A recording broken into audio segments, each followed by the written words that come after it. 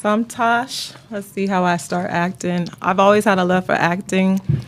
I just recently got back into it, so I did it all throughout my life. Modeling has never went away, so I love print modeling, runway, fashion, things like that. So just want to get back into it. I'm also a mental health therapist, and so that's something that I wanted to just get back into to kind of help the community, but also understanding like my journey too.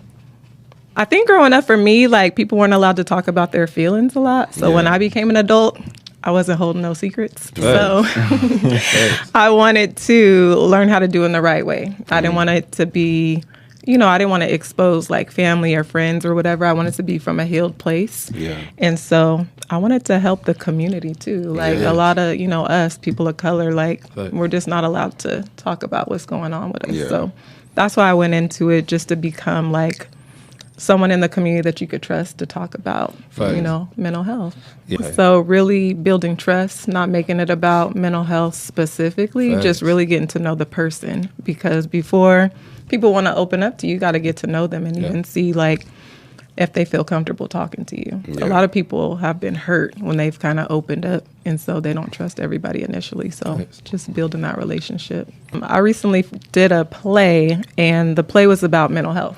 Yeah. Wow. And so my role, I was one of the main characters, and she was addicted to her phone. And so we talked a lot about addiction in the play, like non-traditional addiction, people-pleasing addiction, sex addiction, things like that. So it's definitely kind of helped with my role in understanding it from that background. Yeah.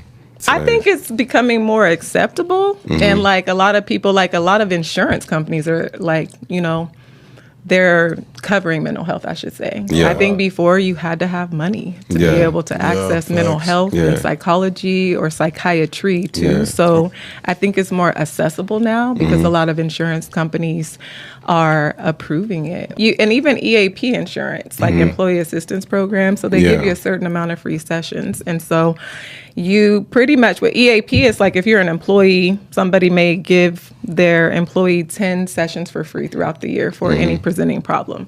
Insurance, for instance, if you're coming in with an anxiety disorder or trauma or depression or whatever it may be, relationship issues, then you can, talk to your doctor and then they'll make like a referral.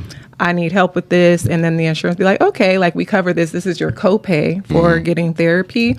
And they'll give an authorization for that. And then you can find a therapist that accepts that insurance and then they'll provide the service.